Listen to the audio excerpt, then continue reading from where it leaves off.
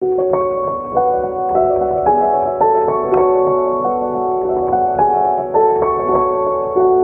video is all about key signatures. All about that. What they are, how they work, and how they can make your life with written music so much easier. Easy?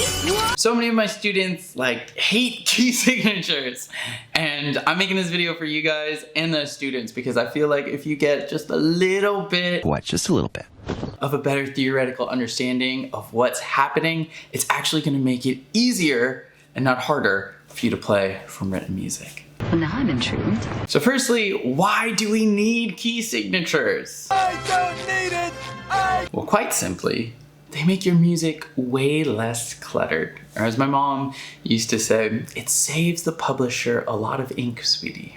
Because I used to complain about it all the time. James, stop complaining! But the reason that it saves those publishers so much ink is because the purpose of a key signature is that you do not have to repeat accidentals within a piece. Don't make me repeat myself. If every F in a song is gonna be sharp, you don't have to write it. That's why we have the key signature at the beginning of the music to tell us that every F is going to be a sharp. And lastly, it's going to tell you so much vital information about your music before ever even playing a note. And it makes the learning process so much easier because it tells you what scale, major or minor, your music is based off of. Based on what? And from that information, you know your primary triads, you know the notes in the scale, you can see the music as words, as paragraphs, instead of just a bunch of little dots on the page. So before we get into what key signatures are and how we use them, you must have some preliminary information before that. You gotta know this. But don't worry, I got videos on it. So if you don't know these terms, I'm gonna briefly go over them. But if you feel like it's brand new, pause the video, go back and watch. I'm gonna put a little thing up there. Just gotta click it, easy. But first term, circle of fifths.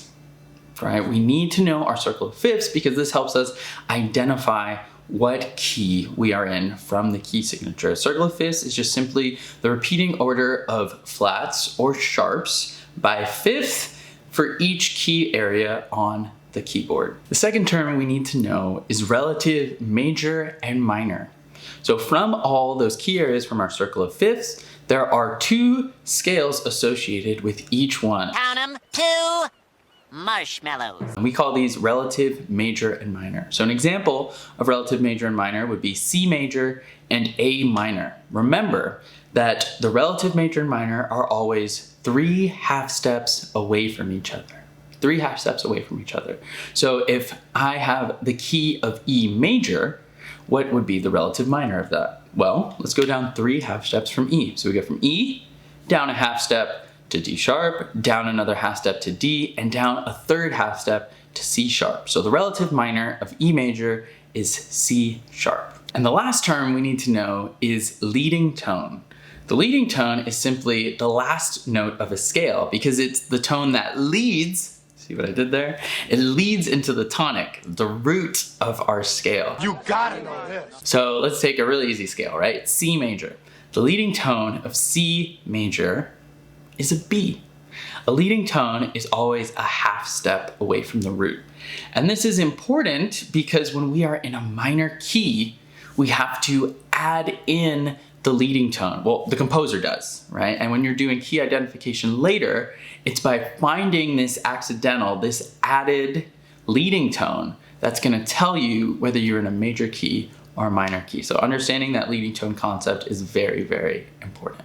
Now, practical application of key signature to music. So we're gonna look at a few examples. We're gonna identify the key, see how we do, right? So the first thing is, in our first example, we need to look at the key signature. So how many sharps do we have here? Well, we have 4. So if we follow along the circle of fifths, F sharp, G sharp, C sharp, and D sharp. So if you watched my circle of fifths video, which if you haven't, dude, pause, go watch it. I promise, it's totally worth it.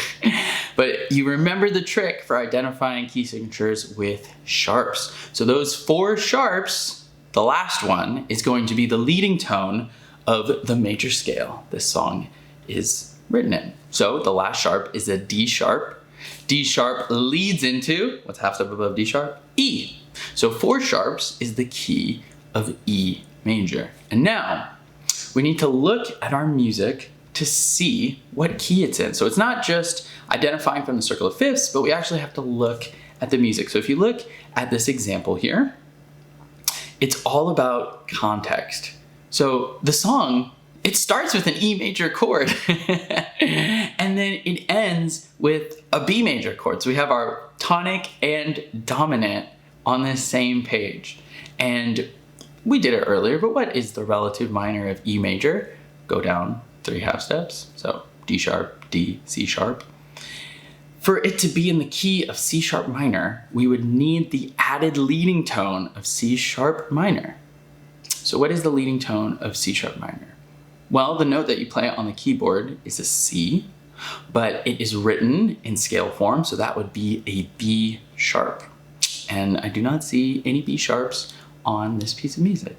So this is in the key of E major. Now the next piece we're gonna look at is a Liszt Consolation, one of my favorite pieces of piano music to teach and to play myself. It's just very beautiful music. Let's take a look at our key signature first. So where are we on the circle of fifths? Well, we have 5 flats. So in order, B flat, E flat, A flat, D flat, and G flat. Now, of course, you remember the easy way to solve for the major key when you have flats. The second to last flat is the major key. So we have B, E, A, D, and G. Second to last one would be that D. So this is the key signature of D flat major. Now to see if the music is actually in D flat or if it's in its relative minor, let's go down 3 half steps real quick from D flat. So we go from D flat to C to B to B flat. So this piece of music is either in D flat major or B flat minor. Look at the first bar. There's a low D flat and there is a D flat arpeggio. And this is why I love key signature ID, because it makes your life so much easier. When I see this, instead of having to read all the tiny little notes, I'm like, oh dude, that's just a D flat chord. Just vibe it on D flat for a minute. Okay, so this example is in the key of D flat major. And we know beyond a shadow of a doubt, not just because we have our tonic triad in the beginning, but because there isn't a bunch of A naturals. There's no B flat minor leading tones in here that would tell us otherwise. Now for the last example. Again, another one of my favorite pieces of music. This is actually the first nocturne I learned in, I think it was like the beginning of high school. And I love teaching this one as a first piece. It is so beautiful. Let's figure out what key it's in. So we have 3 flats, all right? So we have in order B, E, and A. The second to last flat is gonna be the major key. So B, E, A, E, right? E flat.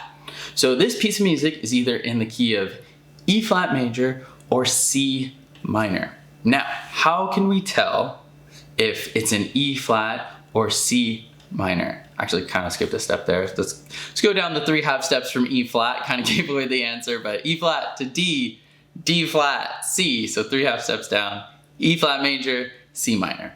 Now, for it to be in C minor, we need a bunch of leading tones. We need a bunch of leading tones, right? And lo and behold, there are a bunch of leading tones. So let's take a look at this left hand. There are B naturals everywhere. B naturals everywhere. So remember that leading tone is a half step below the root. So if it's C minor, the leading tone of C minor is going to be B natural. And the cool thing about this piece is it further highlights my point that it makes your life easier to see patterns in music, because literally these first few bars are 2 chords. I mean, the right hand's doing some cool stuff and it's Chopin, so that's why it's beautiful. But the left hand is literally 2 chords, tonic and dominant, C minor and G major. That's it, C minor, G major. So this complex looking piece of music, just 2 chords in the beginning. And all because we identified our key signature and looked at the music to determine what key the music is in. Now, to get good at this, like all things, I mean, just like the piano itself, you have to practice. So anytime you look at a new piece of music, identify the key signature first and what key the music is actually in. Remember, look at the starting chord, look for leading tones. You know, you're kind of like a detective here. You have to look at the music because this is the general way that we go about it, but every song is unique. So you have to have a discerning eye when you're doing this. Eventually, like all things, it gets simpler and simpler.